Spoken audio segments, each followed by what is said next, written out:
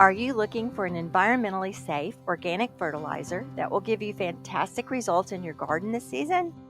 Neptune's Harvest manufactures a top-of-the-line, highly concentrated, cold-processed, hydrolyzed fish fertilizer. It's made from the 60 to 70% of the fish that's left over after the fillet has been removed to be sold as seafood. All the fish are caught offshore in the cold, clean, dark, mineral-rich North Atlantic Ocean water off the coast of New England. It contains all the nutrients that plants and soil need to stay healthy in nature's perfect balance. It will increase the soil quality, the yield and quality of all crops, making whatever you grow more nutrient-dense and better able to withstand stress, disease, and insect damage. Neptune's Harvest is a great food source for microbes and beneficial bacteria, increasing the organic matter in the soil so that it drains better, retains moisture, and sequesters carbon.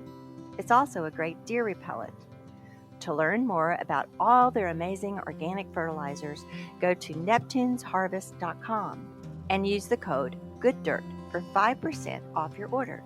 That's GOODDIRT for 5% off your order. Fast Forward Productions. The women are speaking. And it's such a special thing to be able to do something you enjoy every single day instead of waiting for permission from someone else to do it while also pursuing other things. Like, that is a privilege. And there is no safe job anymore. There's no such thing as a guarantee. So if that's not true, then what do you do with yourself in the meantime?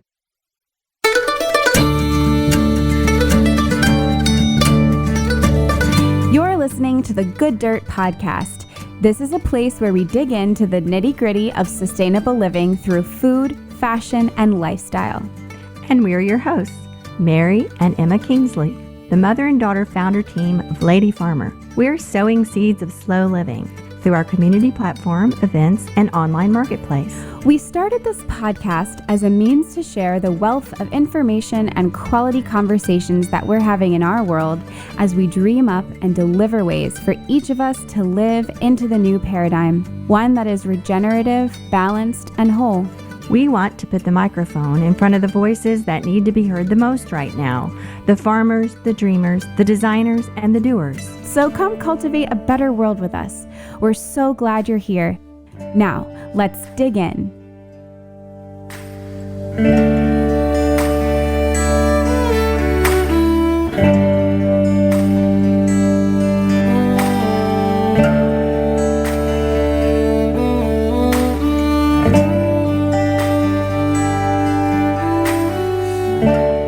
Hey, Good Dirt listeners. It's just me today, Emma. I am solo interviewing our dear producer, Sam Valentine. She is an actress and a producer and honest business owner extraordinaire. She runs the podcast One Broke Actress, and some listeners of the Good Dirt might know that I also do some acting, and that's sort of my fun other life that I do. And Sam has been an incredible resource over the years in both that realm, and then also, of course, in helping us to get the good dirt to all of you. So enjoy this conversation with Sam and I. It is a really fun conversation between two people who normally work together professionally, but also have a lot in common personally. And I really enjoyed where this conversation went as far as just a little bit more in depth into our own personal thoughts and feelings about what we're doing with our lives. So this might relate to some of you listening. And we're excited to bring you some more solo conversations, both from my mom's side and from my side as we move through the rest of the year. So thank you so much. And I hope you enjoy this conversation with me and Sam.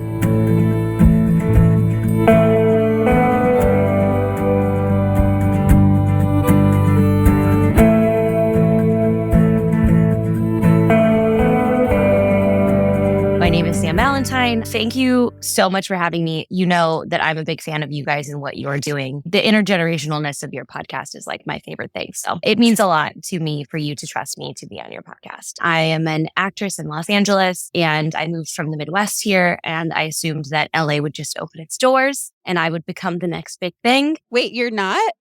No, I don't know what happened. They didn't get my email. I don't think anybody read it. So 13 years later, I'm still trying to figure out what it is that I am doing. And in the process, I have learned a lot of the world of creativity outside of what you think it's going to look like. I have learned how to live in a city after growing up in small towns. I have learned how to run my own businesses because my acting did not pay my bills right away. And so I learned to develop my own systems. And I've met the man of my dreams who happened to be from the Midwest, came all the way out here and met a nice boy from Iowa, ended up with 3 mildly injured in some capacity rescue dogs. Like nothing's ever looked the way I thought it would, but it's so much better. I accredit a lot of that to just kind of figuring out what the next thing is, which I think is what you guys talk about a lot in the podcast is like, what's the pivot? How do we do the next thing? What makes the most sense to come next? So it aligns, you'd never think like, hey, an actress on the Good Dirt podcast, but I swear this makes sense. Well, apparently it's also hosted by one when I decide to wear that hat. So yeah, I'm really excited to chat with you about it. Sort of like I was saying earlier,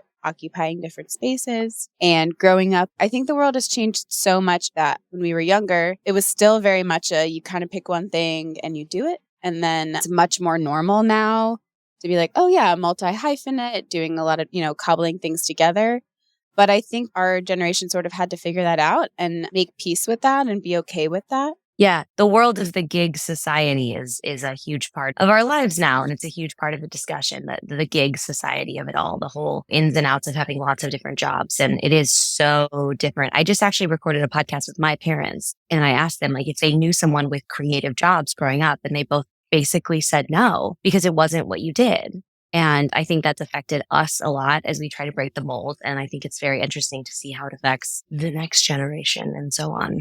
Yeah, definitely. So where I kind of put acting, kind of back to this like acting and then the sustainability and slow living world, for me, it's always just been like, I love acting and I've always done acting, but kind of like you, figuring out what I was actually going to do and how I was going to make money and things that I'm interested in. This Lady Farmer project just sort of like evolved out of this other space. And I remember starting like the idea for Lady Farmer. It happened around the same time. I think I was like 25 or 26. And I was like, actually, I think I'm actually also going to like try to do acting. And so I went back to an acting class. Like I hadn't been in class for a long time. I acted like recreationally in college. I wasn't officially part of the theater program. I focused more on dance. And then I very much just wasn't thinking that it could actually be something you could do until a few years later. So I had this sort of mid-20s, okay, I'm going to try this. And for the past, I guess I'm 33 now, so 8 years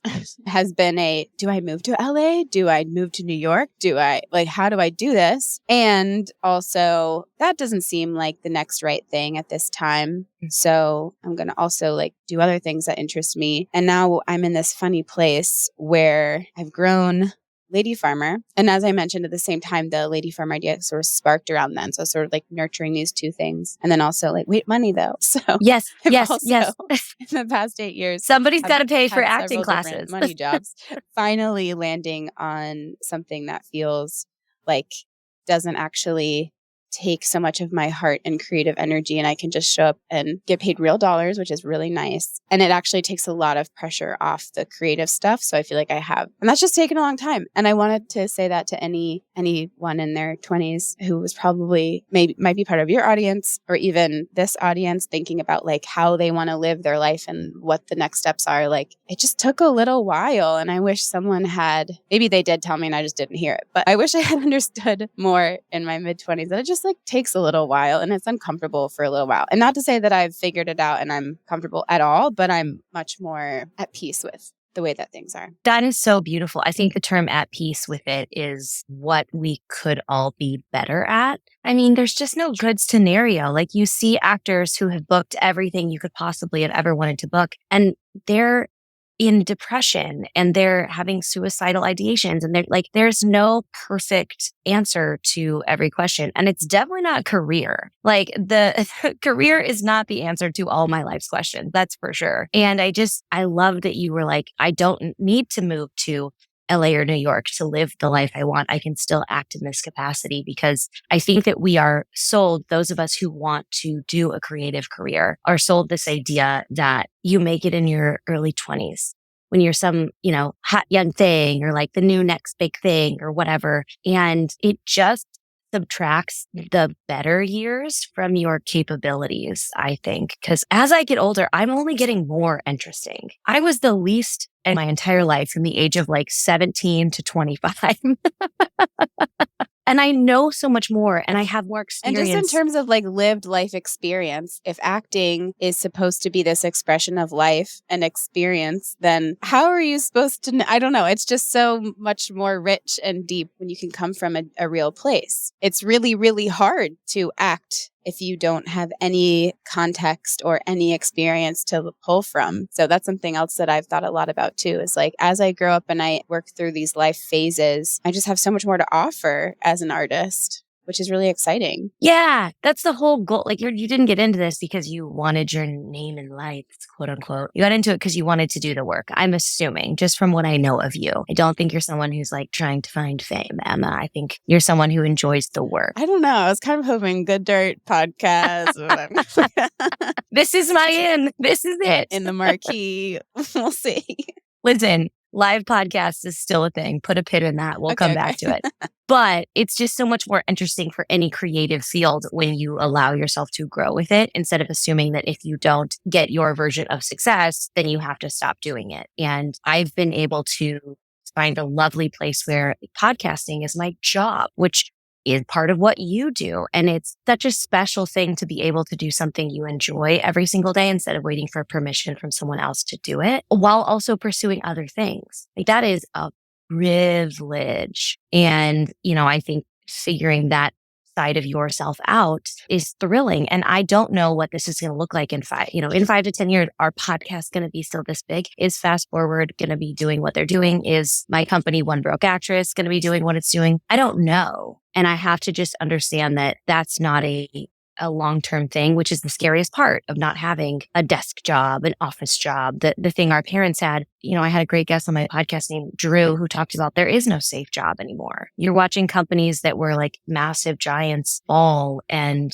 people who were on salary with a guarantee for 10 years lose their positions because, the top person at the company crumbles, and there's no such thing as a guarantee. So if that's not true, then what do you do with yourself in the meantime? And that's kind of what I'm figuring out right now in my mid-30s. Oh, that's so good. And it's a little scary to think about on one hand, but on the other hand, it can be, I think, empowering. I think about that a lot with what we talk about on The Good Dirt, which is kind of thinking outside these systems that we've been trained to fully rely on and just take for face value. And, if this is plastic and has a little triangle on it, it's definitely getting recycled.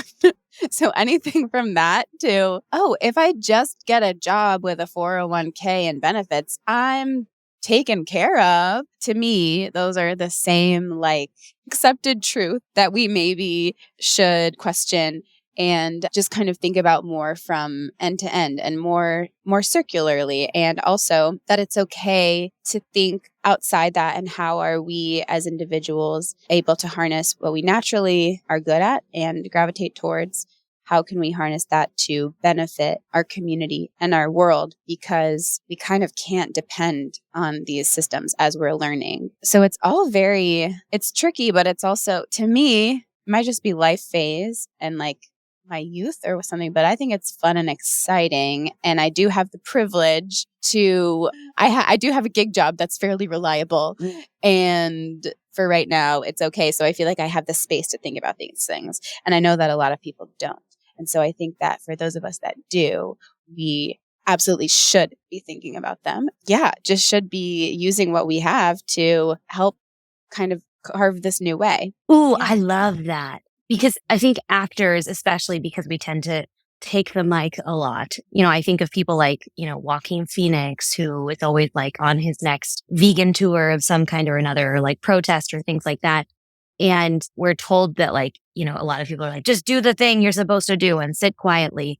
But the curse and the gift of a creative job is you don't necessarily know when the next thing is, whether it's someone waiting for their next commissioned painting or an actor waiting for their next script. There is built-in time to think.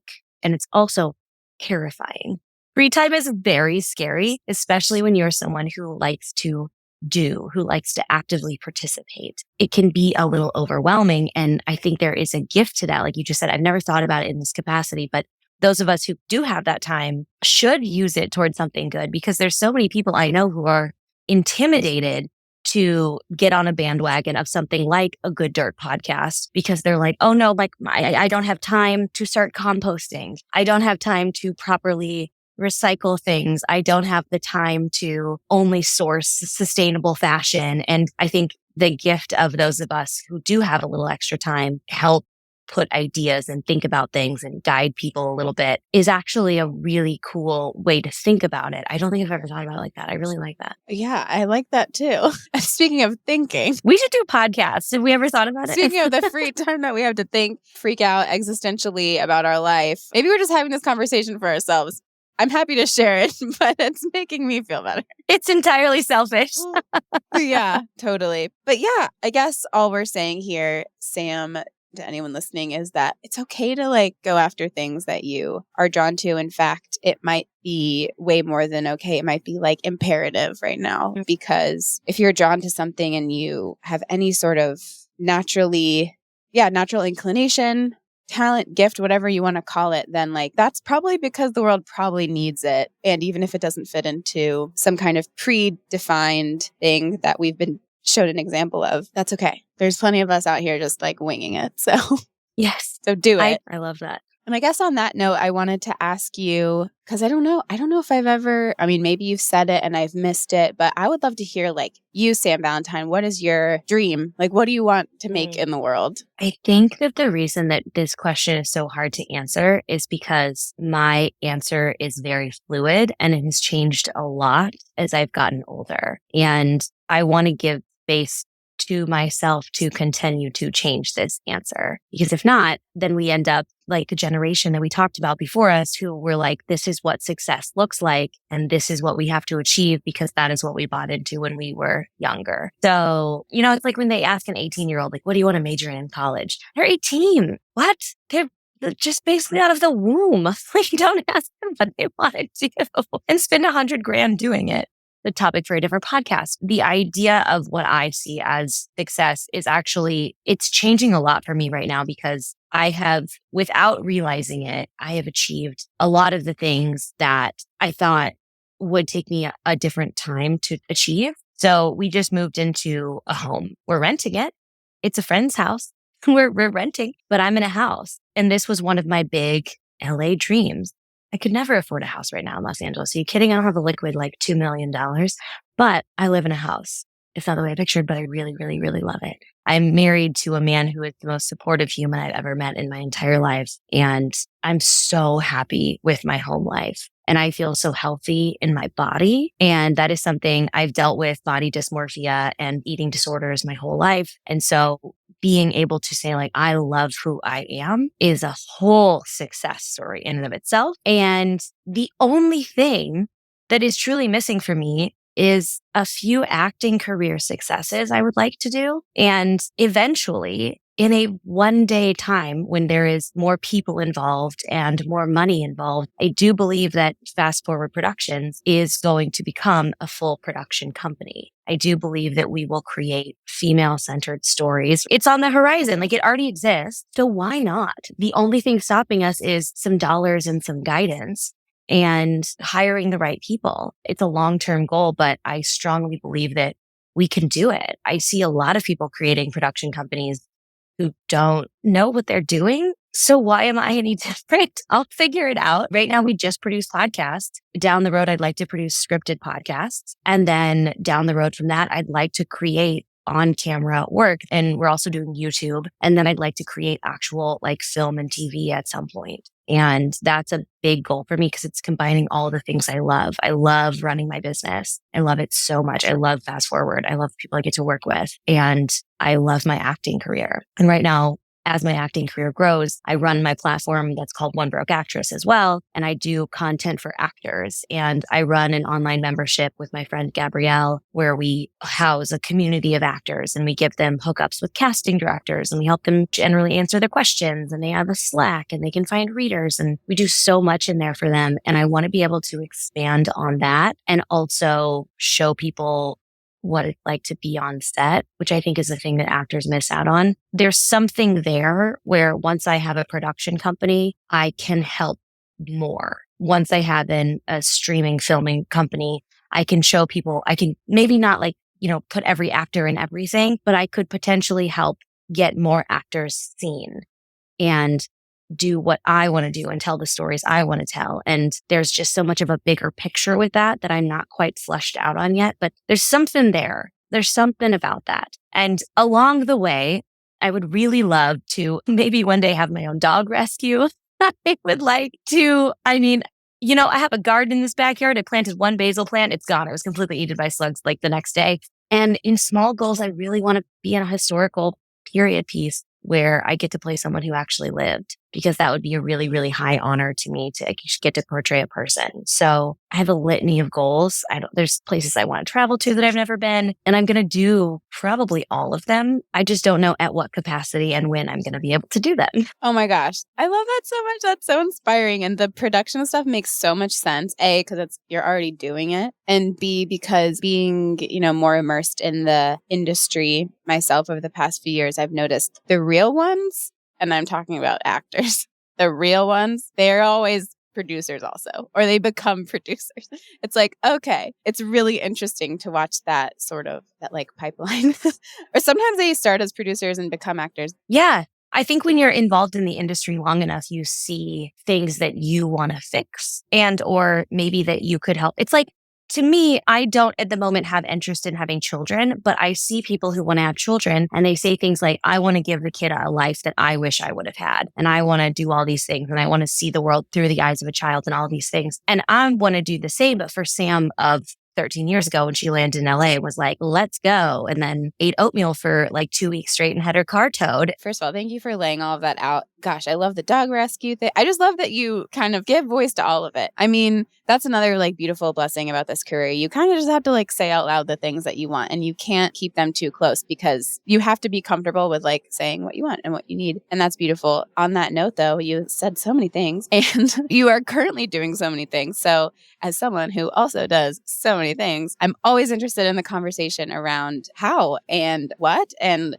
how do you stay grounded and what do you do when it starts to feel not okay, or do you experience burnout and all those things? I just really would love to hear from you about that. Yeah. As I get older, I'm starting to do a little bit less on the whole, and I wish more people would value doing less, but doing better. And that's something I'm working on right now. I think it actually feeds very well into slow living and something you guys talk about all the time. And I'm always taking little mental notes. Maybe I can't always do the thing the guest is doing. I'm not going to make a sustainable farm, but occasionally maybe I can make my own bread and that will slow me down that day, something like that. So the thing that is making me able to do what I'm doing right now, hands down, is hiring a team. I have between One Broke Actress, Fast Forward, the membership, and my acting life outside of this, and then my personal life, there are so many people I rely on to keep everything rolling. At Fast Forward, we have a 4-female team right now. One Broke Actress has 2.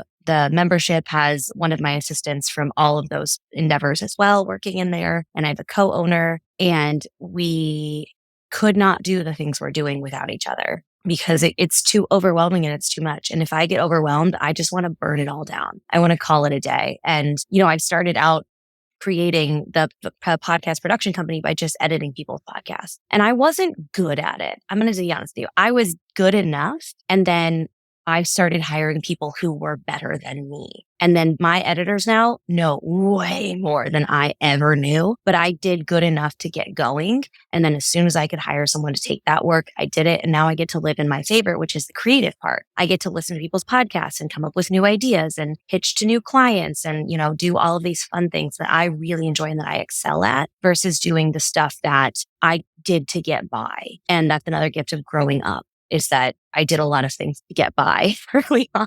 And now I can start to specialize a little bit more. And so that is the way that my 3 businesses and my acting career run, is that I have teams. I have agents who submit me. I don't self-submit anymore. It's a part of their contract with me to submit for projects. Same with commercial agent, print agencies. They do the heavy lifting and then I do the work when it comes. And then I'm very big into systems. So anything I can automate, like social media, I use a program called Metricool. It's my favorite. Podcasting, I have a big Notion template of all my podcasts and my YouTube videos, and I get them done at a certain timeline. So then I can free myself up later to do things that come in last minute, like a commercial audition and things like that. So I'm big on keeping ahead of schedule. And I'm also very big on stopping at a certain point almost every single day, which is easier said than done. But for me, my dogs go on a walk.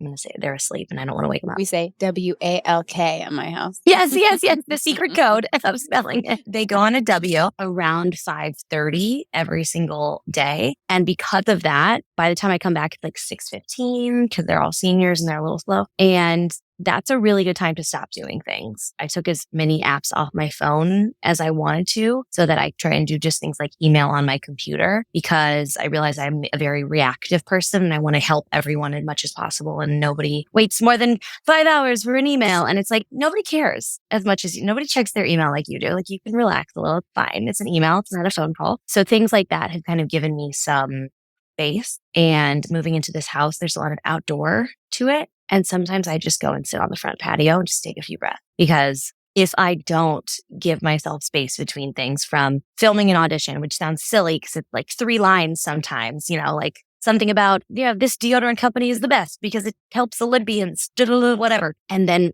I have to think of like maybe a funny thing to say at the end. Like, what's my button? What do I want to make? How do I make this interesting? And how do I keep my energy up when I do it 5 times on camera? And then the technical work to send it in. And then perhaps I have a podcast client meeting and I want to bring my energy to them because I only see most of my clients once a month in person because of my team that does the rest. And I want them to get the best side of me. And I want them to see me like excited about their podcast. And I remember details from every podcast and I take notes, and I want to have creative ideas with them based on maybe what they're dealing with. And so if I'm not present, and if I'm thinking about the 500 other meetings I have later, that's on me. And I don't like that. So I try to have maximum 4 meetings a day if I can. Sometimes it doesn't always work out, but I try to cap out and only do that 2 or 3 days a week.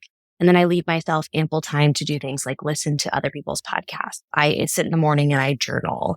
I will take time to, sometimes I'll just lay on the floor and put my feet up against a wall. Like, stop thinking about things, because it's an odd job, because nothing I do is hard labor. I'm not laying tar on the highway. I'm not, out in the fields, like gathering crops and things like that. But my brain is working to a capacity that I wanted to keep working. And I cannot treat it like a 9 to 5 because it will just keep going into the night. And I'm not always good at sticking to these things. I will overwhelm myself sometimes. Some months are crazier than others. I'm not a 10 out of 10 at all times. And from last year into this year, due to the actors' strike, things like theatrical auditions, which is film and television, things that take a lot of energy, I haven't had a ton of them since you and I were talking at the top about how slow it is. There has been a very reduced capacity because people are on a limited budget. And so there's just less happening in that field. And my instinct is to double down and get a bunch of stuff done in my other areas of life. And I'm trying to prevent that from happening. I am trying my hardest because I know I'll be like, well, this is free time and it's not guaranteed. So I should make sure every system is running and I should batch a bunch of content and record 5 podcasts. And it's not a sustainable way for me to go. And so I have to do a lot less to do a lot more. And that is, once again, a privilege, but something I've found brings me the ability to do what I do at the level I do it and consistently show out, burning it down to the ground. Yeah, preach. Seriously. It's really tricky. And I think that even if you have a more regular structured that, requires less sort of, I feel like something that you and I both do in our various work is like, it's like improv all the time. We're like always making things up, which is exhausting. And it kind of baffles me that some people just like don't live life like this. And they know exactly what is expected of them and they know exactly how to do it. Like, must be nice. But I also think that everyone experiences the feeling of I should be doing more, or I'm not doing this enough. I'm not doing this fast enough. And I think for everyone, it's so important to slow down, speaking of slow living, and ask like, where is that coming from and why and what exactly is the end goal here? And what I love about so much of what you were just saying is that it seems like it's happened over time. but that your end goal has evolved to be protecting yourself and your brain and your creativity. And so when you list out all your systems and stuff that you're doing, even I'm like, oh, wow, yeah, that's a lot. But I think people probably think that when they listen to me talk about my day, but all of those are in the name of like protecting yourself. And so I think that's really cool. Protecting yourself so that you can operate in a way that is to your maximum ability. Yeah. Although, in the same breath, like being like, we don't have to be like max all the time. Yes. It's not about that. I don't know. I think that's so much of what you guys talk about is like the societal norm of everyone is not slow living, which is fine. But also why? Why do we have to, why are we always trying to do more? Because I found even when I am at my most absolute peak, like there was like a day, God, it was like a year and a half ago, I think it was, where I was on set. And while I was on set, I got 2 auditions, one for a commercial and one for another theatrical thing. This was, it had to have been 2021 because I actually, real talk, have not been on a theatrical set since 2021 because that's how these things go. And, I got 2 auditions while I was in my trailer. And then I had a podcast come out that day that was like pre-scheduled. And I came home and I had to film one of the auditions because it was a quick turnaround for this like major project. And I thought I did such a great job and I had such a good day on set and I feel like I killed it. And then I laid in bed and I was like, my brain pops in and says, you should have filmed some content for Instagram while you were doing that. Oh my gosh. Oh my God, why didn't I do that? Why didn't I do that? So even when I'm at a 10 and doing all the things I want to do, my problem-solving lizard brain that has kept humans alive for a very long time found a problem and was like, why didn't you fix this also? And I've realized if I am never going to be 100,000% satisfied with every single thing I do all day long, then maybe I can lower the bar a little and just live with that gentle hum in the background, instead of the volume being up high of all of the things I didn't do or should have done better. And maybe we can just like turn the volume down a little bit and make it a little bit more of a gentle hum of, hey, when you have time, here's this good thing to do. Yeah.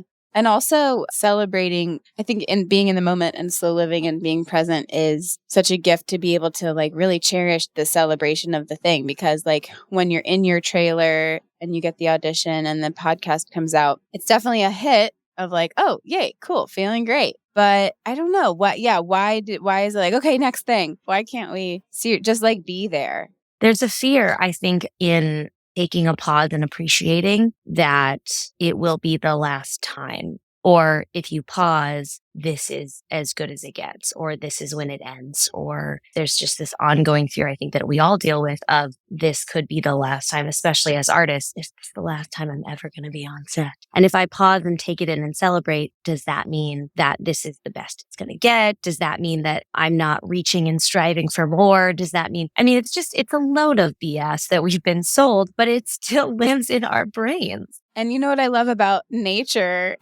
Is like, I feel that way about the flowers, like when they're the most beautiful, or even anything that's seasonal that like comes and goes. I can't tell you, Sam, it's like actually embarrassing how many like dried flowers I have around my house because I like can't let go of how beautiful they are. And they dry and then I think they're still so beautiful, but then it's like just like a bunch of dead plants in my house. Probably, which is like, I don't know, that's just like the kind of person I am. So I think something that keeps me tied to Lady Farmer and the Good Dirt and this world of focusing on the natural world is how much the stuff outside reflects what's going on inside and how much we have to learn from the sweet little flowers that are so like painfully beautiful for such a short amount of time, and they go away, but then they come back. It's like so crazy. And they spread seeds and they make more beautiful flowers. Ugh, I just love it. Oh, I love that. I'm going to take that one, put it in my pocket. I love that because it's true. And you don't even realize that they're doing it. They are automatically pre-planting. Yeah, they don't know that they're doing it. They're just doing it. They're just doing it. And your flower isn't like, hey, if nobody admires me for being pretty, I'm useless. That's not happening. That's so true too. Wow. I wonder if they have, probably not because they don't have brains, but I wonder if like natural stuff had like, if they do comparison, like probably not plants, but animals. Like I wonder if animals compare themselves to each other. Like, or like if that, like, I wonder what that is. Yeah. Listen, my version of research is skimming articles on places like Instagram, but I'm pretty sure I've seen something about dogs actually scientifically feeling jealousy. And that is the only comparison I have. That's so funny. And it makes so much sense because my Chihuahua is the most jealous dog I've ever met in my life. I touch another dog and she comes over and she puts her face in between my hand and the other dog. So if that's the closest they get, it's still a thing, right? But I love that flower analogy. We want to fight so hard against nature being nature and so hard against the ins and outs of same with creativity. Not every day is going to be a day where you reinvent the wheel, and it probably is better if you don't. Yeah. And what's similar to the idea of like holding on to dead flowers, which I don't know, there's like a whole like art of drying flowers and it is really beautiful. But yeah. Do you hang them upside down? Yeah. That's cool. And I have like, okay, I'm looking at right now I have my wedding bouquet, which that's like, I'm allowed to keep my wedding bouquet forever. That's really cool. Yeah. And it's not like officially dried or anything. I mean, it is dried, but I didn't do anything. There's cool things you can do. You can like press it and frame it. I didn't do that in time. But above my kitchen sink, I have like a little sill that's full of like last fall, my friend grows dahlias, and dahlias are just like so amazing. And so I brought them home and they were just like made me so happy for, like 5 days. And so like their dahlias are like all up on my like still windowsill. They're dried. They look cool. And there's like these like big grassy fronds. I like it. I think it brings me cool. comfort. Yeah. But I do notice like, especially, in the in-between time before they get to the dried, they do get a little like sad, and I'm thinking about the flowers that are like right outside my house right now. The camellias are blooming and they're so beautiful. They're like stunning right now. But I know that next week they're going to have these like weird brown spots on them. I'm just thinking about kind of using this metaphor of like holding or like being scared of losing the beautiful part. And like holding on too long, like holding on to something so tight actually like isn't good for it. Like it's kind of like suffocating, and you have to let stuff go to like let new stuff come in. So that's another kind of like nature thing that I constantly am like thinking about. Yes. In front of our new house, we have these beautiful rose bushes, and every once in a while, it's still technically, we're still kind of in winter, but we'll have a beautiful bloom come up. And my instinct, and the thing I did the first time, I was like, I need to save this flower. So I trimmed it and I put it in water. And one day later, all the petals fell off and it totally, whereas the one that I didn't trim is still out there growing. And I think that is similar. I wanted to hold on to it and I wanted to bring it in the house. And for a day, it smelled like rainbows and butterflies in there. It was straight roses and it was so nice, but it died so fast because I wanted to hold on to it and I wanted to have it. Whereas if I would just let it be outside, it actually would have lived a lot longer. So we can take this metaphor for days. I love that so much. If you're planting flowers, vegetables, shrubs, or just trying to keep your lawn healthy and green, then you should know about Neptune's Harvest. Neptune's Harvest fertilizers come from the mineral-rich North Atlantic Ocean, which contains all the nutrients that plants and soil need. Flower growers, get your sunglasses out. You'll want to use them when you're looking at how bright those colors are. Vegetable growers, with Neptune's Harvest, you can achieve the amazing results you deserve for all your efforts with the most abundant, sweet-tasting supply of organically grown produce. And there's nothing like the taste of a fresh garden tomato you grew yourself. Neptune's Harvest works great, whether you know what you're doing or not. You'll look good, and you'll feel good because you're doing the right thing for the environment and your health. Try Neptune's Harvest, products from the ocean to set your plants in motion. Available at neptunesharvest.com. Use the code GOODDIRT at checkout for 5% off your order. That's GOODDIRT. Okay, yeah, we could talk a day. I have one more kind of like businessy, coachy question that I'm interested in, and then we can kind of wrap up. But I just admire anyone who is on social media and uses social media and produces content in like a positive way, and it's like authentic. And this is, it might be a little coachy of me, but I personally have a really hard time with it. I have like such a fraught relationship with it. And I was talking to a friend recently who's also very good at social media. And the thing is, like, I get it. I understand how positive and fun it can be. And then how tricky it is to like, and I think, again, I love metaphors. So my brain is always like going there. but producing something like for the machine to like please this external, like we do things like for the algorithm. And so I think it like takes away some of that creativity because we're like forcing ourselves into this box. And I don't know, I just would love, this is not going to be a specific question, but I'm always asking people and looking to myself for like an attitude adjustment around social media because it's just part of the world. And I guess I could reject it if I want, but to me, it's more energy to like reject it and be like, not going to do that or not going to engage than it is to just like find a way to coexist with it. So can you tell me about your relationship with social media? It's fraught. It's fraught. Social media and I have been to couples counseling multiple times. We have gone through the ringer as a team. I started really heavily, quote unquote, into social media. I was not one of the first, like, let's get real. But when Instagram came out, I signed up very, very quickly. And, that's how I have like my Sam Valentine. I have my actual name, which is like a whole thing now. Because when I got it, I was like,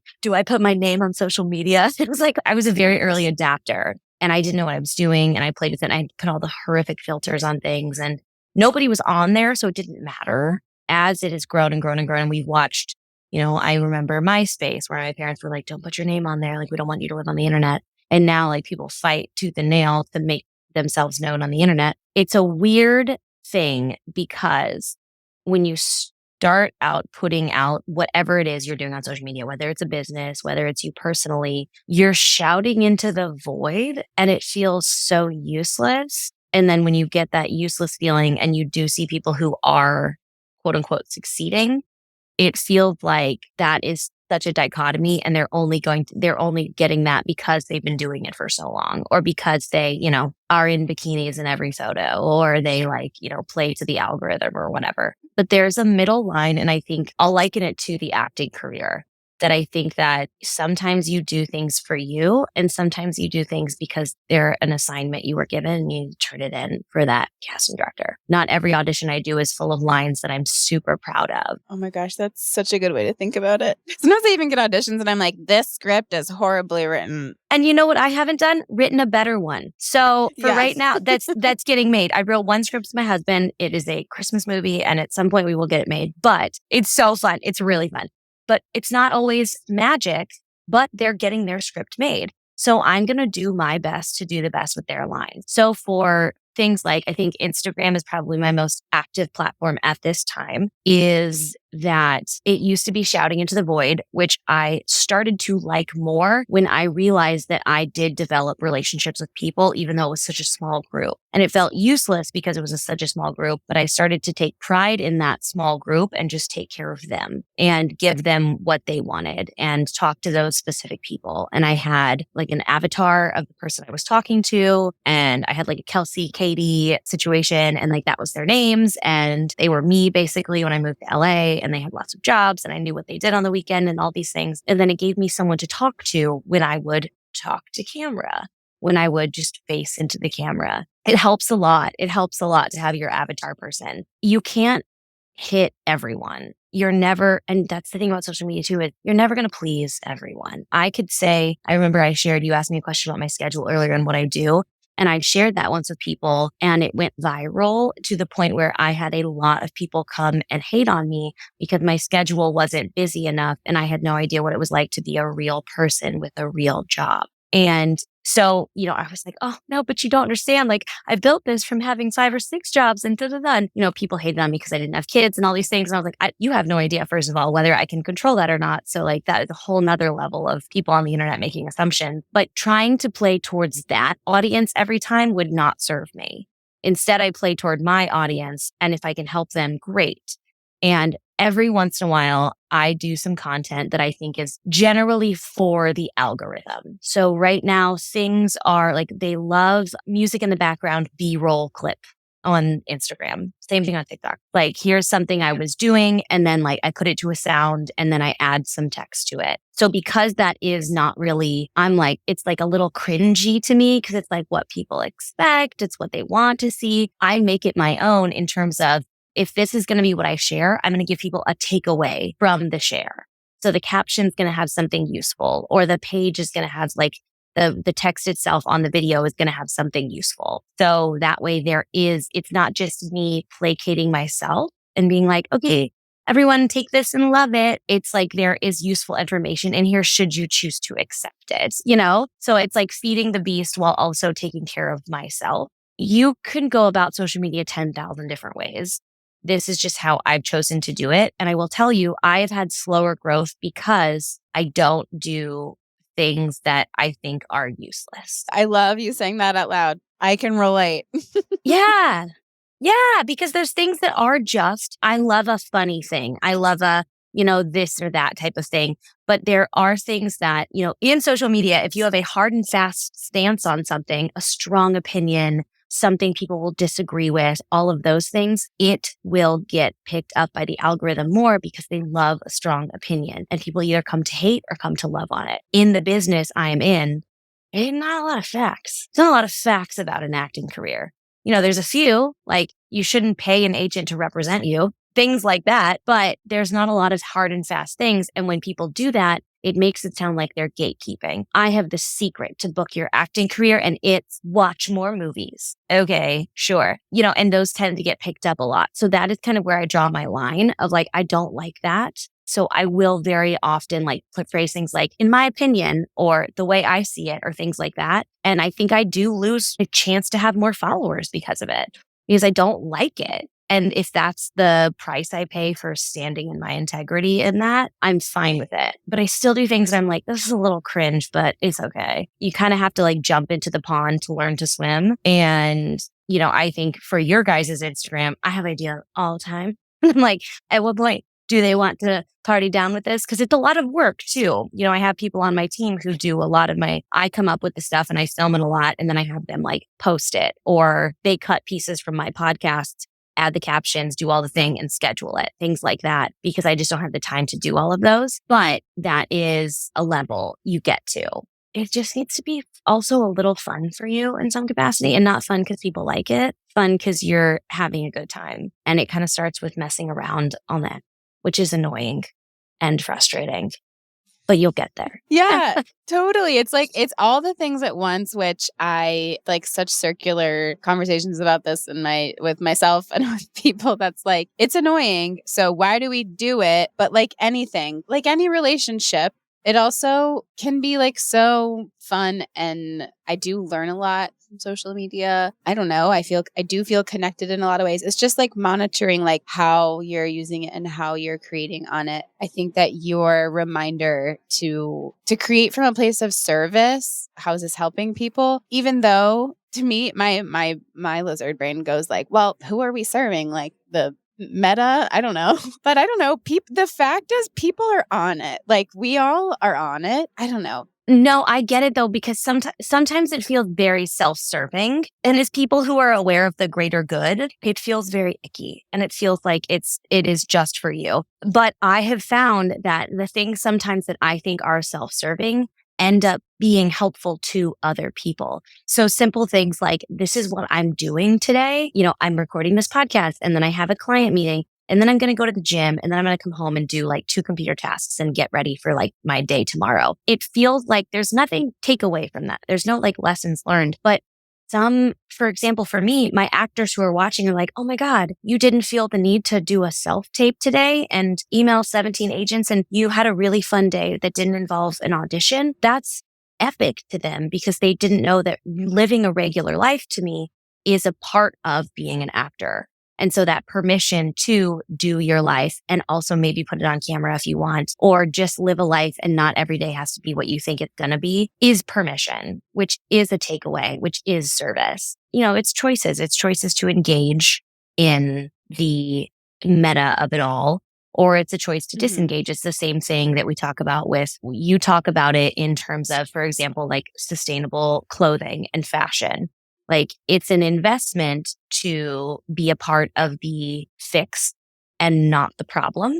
Same with Instagram. It is an investment of time and energy to be a part of the good side and not the toxic side. And the toxic side's easier and it's faster. The toxic side is it gets delivered to your door and it's very consumable and it's like super chill and you can get 700 different versions of it tomorrow. But if you want to be a part of the thing that you think could potentially help because it's We can't stop ordering clothes online. That's not going to go away. But if you order clothes online, can you order them from Everlane and get a sustainable organic cotton and one hoodie you're going to wear for like the next 4 years?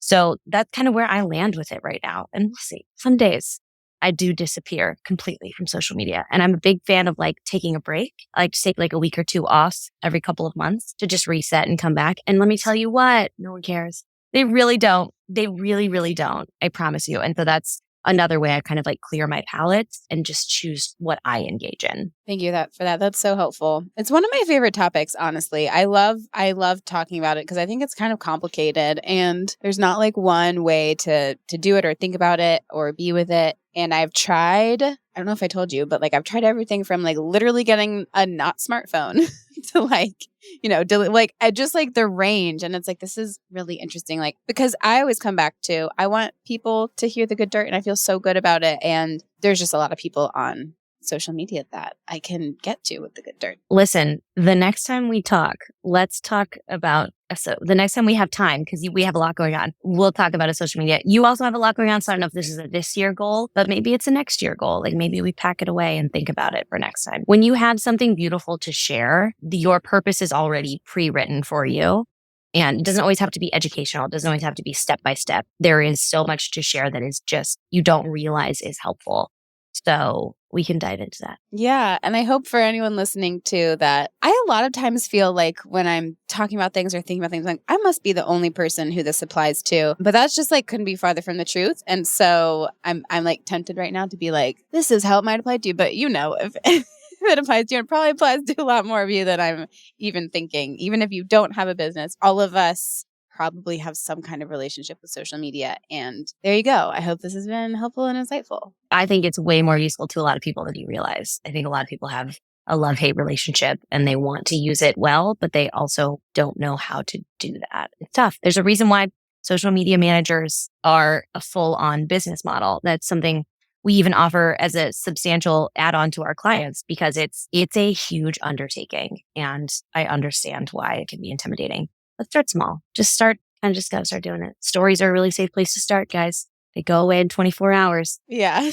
Yeah, true. So on that note, sort of, not really, but you've mentioned it a few times. What does slow living mean to you? And how do you experience it in your day? You might have said this already a few times, but I guess what does it like mean to you? Yeah, I love this question. Slow living to me means, in airplane terms, putting on my oxygen mask first. Unfortunately, in our society, it is unlikable as much as we want to preach anti-hustle culture and all of these things. When you really share that you take care of yourself first, especially for some reason as a woman, we are often looked down upon or looked at as being selfish or, judged in some capacity. But my favorite people are the people who show up fully to the things that they do when they are needed. And those are the people who take time for themselves in between things. So slow living to me means not checking my email at 7:00 at night and getting all riled up because someone needs something or something didn't go according to plan on my podcasting schedule or nothing I do is an emergency. I tell my team all the time, like we work in social media for actors and we work on podcasts. Nobody's open on a surgery table. Nothing is that important. Nobody's going to die. It's on our time. And it is understanding that the world is going to keep moving at its pace, but I have to choose mine separately from those around me. So if it means I do less than other people, I have to be okay with that. And I have to be okay with what I do well instead. So good. Oh, I love it. I listen to a lot of Good Dirt podcasts. So. Yes. You've got a whole arsenal of things to pull from. That makes me so happy. How often are you checking in with that? Like, are you like, oh my gosh, I could be, I don't know. I'm just curious. Like, how often do you feel like you have to like rein it in? Or do you feel like you have a good grip on it? Nope, not yet. I have to check myself often, at least weekly, if not more often than that. I am lucky that my husband is a good mirror for me because he is very routine to do his schedule. He's a personal trainer and a writer. And so he goes to work, he works out, He oftentimes comes home and back from work all the time, and he eats very similar food very often because it's easy, and he gets so much right. He's the only writer I know who can like come up with an idea, and the next day he's written his first 15 pages. He is so talented. But when he's done for the day. He will go, he has hobbies, like he plays the cello. So he will pull out his cello and play for a little bit. And then he also just picked up some video games. And so he'll play his video game for like 30 minutes and then he'll sit outside with the dogs and read. He is very good at being done with his day. He loves quality time. He loves when we sit on the couch. He is a phones away kind of guy. We both read the book Stolen Focus, which if anybody hasn't read it is really good. Oh, you would love it. You would love it. I don't know. Maybe not if you're going to go hard on social media for a little bit. We'll talk about it. But it changed our capacity of listening to each other. And Stolen Focus is a really good book to make us put our phones down when we're together and things like that. And so because he is my mirror, I often look at him and I'm like, okay, great. I can calm down because he's calmed down. I can turn off because he's turned off. And having someone like that around you is really important. And having 3 dogs. Like they don't want me on my phone. We pretend the dogs call it mom's boxes. Mom's on her box. And so it's like, put away your box, like my little box, my medium box, my big box. And so just holding the boxes. And if you think about it like that, it's kind of a funny thing. And you look insane if you're just holding a box staring at it. So, having to pay attention to the dogs, having outside space now, looking at my husband, I do have to check in with myself constantly. And, is this actually busy work because I am afraid of free time? Or is this something that is actually helping me towards my goals, whether it's with Fast Forward, whether it's with my acting career, whether it's with One Broke Actress, or whether it's with my personal life? And giving all those things equal weight is something that has helped me slow down too. So it's an active process. Yeah.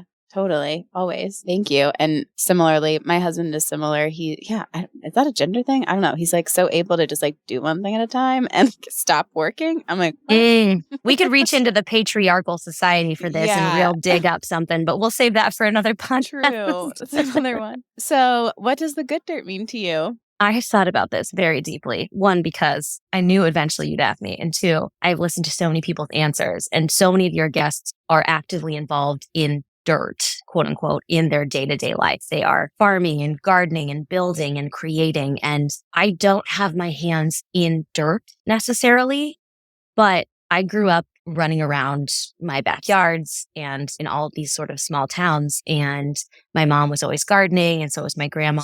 And there was something about playing in dirt that was acceptable. We'd come in and they'd like rinse us off and we'd get the dirt out from under our nails. And that was, the cleaning up process. It was always okay. And as I grew up and I saw a lot of friends who grew up in very sterile household with lots of hand sanitizer and things like that, they would get sick more often, which is a very interesting thing that I started to notice as I got older. So I realized that dirt, it's seen as almost a bottom layer, as not like almost like poor. There's a poverty level to it that like we think dirt of as poor. Yeah. Dirt poor. Yes. Yeah. And, dirt is where, you think of like the Dust Bowl and you think of people who have dirty jobs and things like that are dirty. Involved Just the in word dirty. Yeah. It's very, very blue collar. And the older I get and the more I like doing things messy to start and figuring out as I go, I'm realizing that that is something that we lose as we become quote unquote professionals, as we become higher up. So to me, the good dirt is where you come from. It's the bottom layer, and it's not in a negative way. It's not in an impoverished way. It's what we all grow from, whether you grew up in a city or you grew up in a farm or wherever it is for you, whether you're cultivating your community via actually growing plants or whether you're cultivating a community by putting out content on social media and making a podcast. The good dirt is the part of you where you are planting things. It is where you grow from, and there's a community to it. And it's something I'm learning to live with and to cultivate and to open up other people's eyes to, because I live in Los Angeles. There's a lot of people who don't function with dirt. A lot of clean, sterile, white marble places around here. And I'm a big fan of getting groceries that have a little dirt on them and rinsing them off and going from there. And I think that is something that will only grow with me as I get older. But it's where you're planted. It's where you come from. And you can't ignore it if you truly want to grow. Oh, so good, Sam. I love that one. Oh my gosh. I will be thinking about that today. And then something that just hit me, because you're talking about that while you were talking, I was like, call back to an earlier comment. What specific, do you have one in your head? Like what specific period is your period dream? Like if you could like get the dream breakdown, that's like, or no, not even breakdown, like acting job. Like here, Sam, we want to offer you this job in this period piece. And then what you're like, okay, what, because period can mean anything. At this point, it can mean 90s. So even 2012 is a period. So yes, I was going to say, I'm seeing early 2000s as period pieces now. And I was like, oh no. You know what? I actually don't know. Always thought I would have great 70s or 80s hair because I have very big hair, but I'm so open to it because I just want to play. It's like the ultimate actor sandbox is playing in a whole different time. You know, every actress wants to be, that I know, would love to be Charlize Theron in Monster, you know, to get to completely transform themselves and be a whole different person. But nowadays we're just playing versions of ourselves, which is a whole another topic. You need to figure out who you are in this business and in life. But the getting to delve into myself, but in this time period where did women just get checking account? Am I allowed to have a job? Can I buy a house on my own? What is the historical period can change so much about your personality in it. And I'm just so intrigued in delving into that world. So TBD. That's so cool. Oh my gosh, I could totally see you. I'm blanking on the name of the show, but it was on Amazon Prime and it was like the 70s period piece. And she like was an editor of like a women's porn magazine. Oh, neat. Mink, yes. I could so see you on that show, like in that world. Yes. I know it got so canceled. It's such a bummer. It was a really good show. It was so good. Yeah. Okay. Yeah. Well, anyways, before we sign off, can you give people a quick shout as to where they can find you and if they need your podcast production services, how they can get in touch? If you listen to this podcast and you think it's well produced, which it totally is, this is where it's produced. So if you hear the beginning of this podcast and fast forward production, the women are speaking. She is here. That is me. We call that utilizing your assets, ladies and gentlemen. And that was me recording our own tagline. So we are fastforwardproduction.com. Everything is on there. On Instagram, we are The Women Are Speaking. And we also, beyond just ongoing podcast production, we also have classes to help you kickstart your podcast. We do podcast audits. If you have a podcast and you're not looking for necessarily a producer, but you're looking for guidance, we also offer that service. And so there's a lot going on there. We are starting to roll out YouTube services as well. So if you're looking for that, that is all fastforwardproduction.com. And every single member of our team is all female identifying. And we employ creatives and pay them contractor time to do their work and then do their creative stuff. So it's a joy and it's a gift. And if you're looking to amplify a female voice, we got you. My actor profile is all at One Broke Actress on every platform. We have a pretty substantial, we're growing the YouTube right now. It started out as just the podcast, the One Broke Actress podcast. And it's everything from working actor advice to agents and managers to casting directors to stylists to financial gurus. We just did a taxes episode. We do a little bit of everything. And I am Sam Valentine on IMDb. If you want to look at any of the things I've done, and if you keep an eye peeled on your TV, I'm currently in a secret deodorant commercial and a Tidy Cats commercial. So rock on. Perfect. Makes a lot of sense. Yes. Great. Well, thank you so much. This has been so fun. I hope to do it again. Honestly, we have lots of other topics to chat about. So, and maybe at some point, Mom can be on here too. But yeah, I would love to know. I would love to know what Mary wants to know about this job. I would love that. So fun. All right. Well, have a great rest of your day and we'll chat later. Thanks, Emma. Thanks for having me.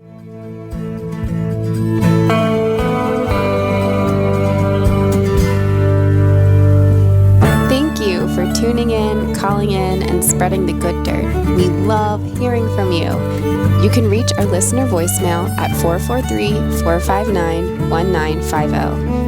That's 443-459-1950. You can find this number in our show notes and in our Instagram profile. This show is produced by Lady Farmer, a slow living lifestyle community, and the original music is composed and performed by John Kingsley. For more from Lady Farmer, follow us on Instagram at WeAreLadyFarmer. That's WeAreLadyFarmer. Or join us online at www.ladyfarmer.com. We'll see you next time on The Good Dirt. Goodbye.